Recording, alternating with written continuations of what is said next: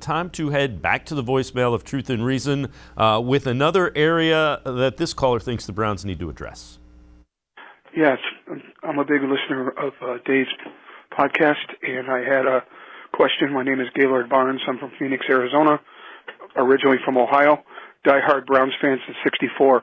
My question is, since the kicking game was so bad this past season, and Cincinnati had a rookie kicker named McPherson who got him into the Super Bowl, why can't the Browns go after Zuerlein, who was cut by the Cowboys?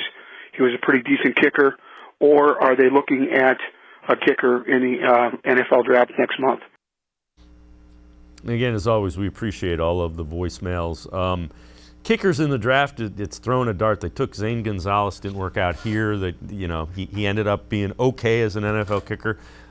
Tim, what are your thoughts about Greg Zuerlein? I kind of like him. What are your thoughts? I wouldn't mind it just because he's a veteran. He's been around. He's kicked in all these stadiums. He has an idea of what it's like to kick in different environments, especially making some pressure kicks throughout his career. But I look at also in this draft, there's several good kickers out there. Cade York from LSU, Cameron Dicker from Texas, Gabe Burkish from Oklahoma, who, by the way, is a native of Charlton, played his high school football at NDCL. So there's a fun little local connection for the Browns. But, I understand maybe some apprehension from fans about drafting another kicker because the Browns have already drafted two in the past decade. But again, you got to draft the right kicker. Zane Gonzalez wasn't that guy.